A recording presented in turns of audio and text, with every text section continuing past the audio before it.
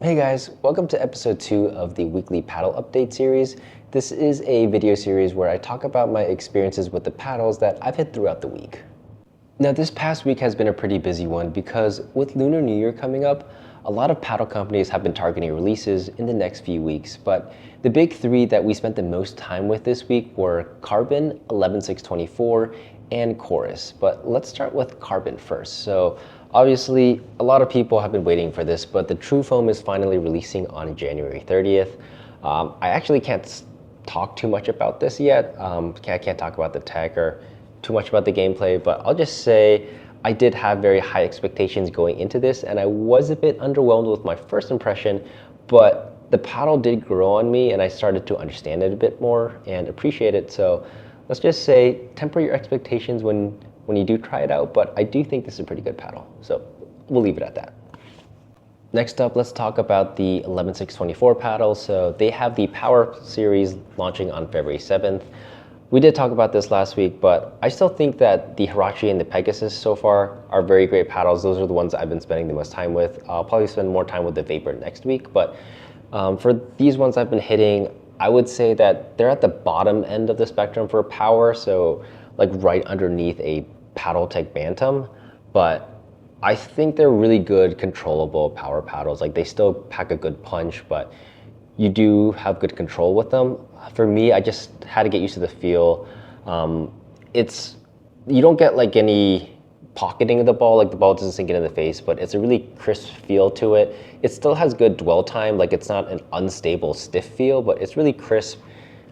It gives you some good control. So once I got used to that, I'm starting to like this paddle a lot more. Hirachi is still one of the top elongated paddles for me right now. And the Pegasus, it does have a lot of competition because there are a lot of good wide bodies, but I can see it like getting up there once I get used to it. But this is one I'm pretty close with the thoughts on. I just need to hit the Vapor a bit more, but I'll have my review on February 7th. And for those of you that are in the DMV area, I am hosting a demo day for the Power Paddles, the All Courts, and the Jelly Bean. So if you're interested, just let me know and I can get you in. Speaking of that, I also tried out the All Courts. So I hit all three shapes: Pegasus, Pegasus, Vapor, and Hirachi. Now this one's a bit interesting because I was a big fan of the Monarch All Court. So that was my most used paddle of 2024. And I actually like the Hirachi Control Plus too. So those were the original like All Court style paddles from 11Six24. That was the Gen 2 with the CFC surface. Now the All Courts, they're Gen 1.5 with an FCC surface. So the fiberglass is at the front, but there are some small construction tweaks that we won't go into. I will say because I like the Monarch All Court so much, I'm not a big fan of this revamp of the All Court line. The one thing I really noticed, I think it's because of the FCC layup, but when you hit drives, it seems like the ball comes off the face fast, but then it kind of floats in the air a bit slow as the ball's traveling. Like the power is noticeably less compared to the CFC line. I would say it's not as stiff feeling, but I don't know. I might be in the minority here, but I do like the Hirachi Control Plus. I do like the Monarch All Court, obviously, but they're just different for me right now, and I can't say I like them better. They might grow on me. We'll see over time, as I've only hit them for a few times, but yeah, I don't know. I might be in the minority here, but I'm personally not a really big fan of these. I like the powers a lot better. I still like the original lineup, but this one isn't really doing it for me, but you know, we'll see how it goes next week. All right, now let's move on to Chorus. So they have the Supercourts dropping in mid-February, and then they have the Echo dropping in March. So I brought out the Supercourts, the Shapeshifter, Fire, and the Echo. Tried all four of them out, just hit them side by side. I will say I really enjoy the Supercourts. I think this is gonna be a really good series that people are gonna like. Probably one of my favorite Gen 2 series right now in the market. Also has that CFC layup, but I think it's a bit more firepower compared to the Hirachi Control Plus and the Monarch All Court. The original ones, not the new ones. But these I think are really nice, have a really nice feel. They've got some good firepower. They're classified as all court, but I don't know. Like, I think after some time with it, I would classify them more in the all court leaning power category. But overall, I really like this. The HX is probably one of my favorite paddles right now, and a lot of people that I let demo this really like this as well. So this is one to look forward to in February.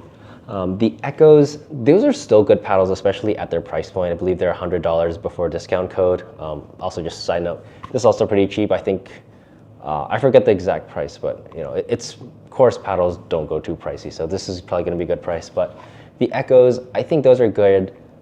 They're more considered like the control lineup for chorus, but yeah, I can see them being like very solid beginner paddle for people that want more of like a control option, especially in the unique shapes that chorus has. So these are definitely paddles to look forward to in February and March. All right, next up, let's talk about the new Gen 3 lineup from the Honolulu Pickleball Company. So this is the Plus series for their J2 line. I tried both the J2 Ti Plus and the J2K Plus, but let's start with the Ti Plus. This thing out of the box does not hit hard. It is barely harder hitting than the J2 Ti.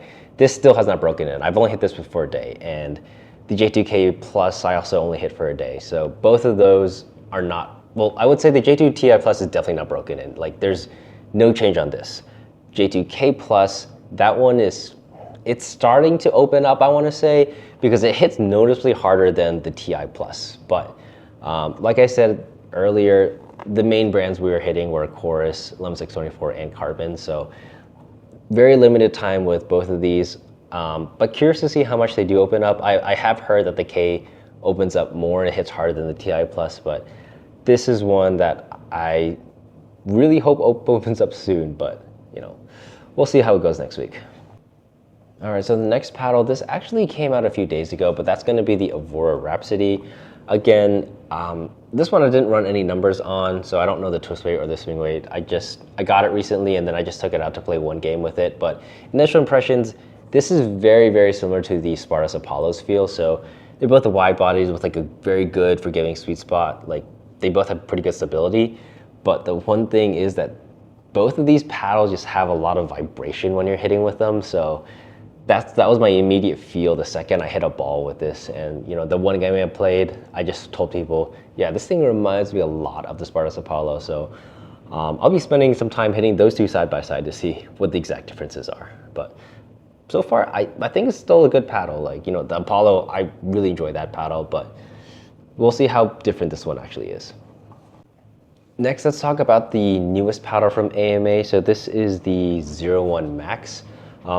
That actually got approved a week ago, but then I saw a few days ago it got delisted, and I don't know if it got re-added, so I'll need to check on that. But this is the second paddle I've hit from AMA. The first one was the Nxt 01. That one was supposed to be a Gen 3 clone, so it advertised having the double edge foam and it advertised having the same propulsion core. They actually copied that image from Yola for their Alibaba website, but this one is going to be the Max, so it actually has the double edge foam and it has foam-filled cells. So it's completely different from the original, or not the original, but the 01. And that one, for those of you that didn't watch my video on it, it was really bad. It was basically a really stiff feeling Gen 2, and I just thought it was like hard to control, and there was nothing special about that one.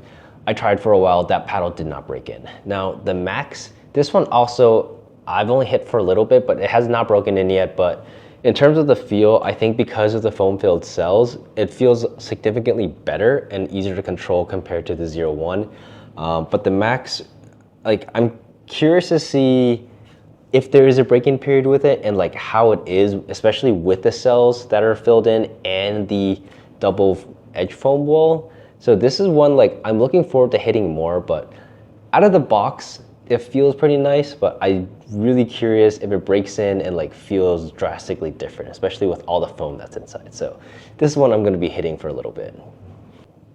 Anyways, guys, that's it for this week. I know it was a bit of a long one, but you know, this is a bit of a busy season for us paddle reviewers.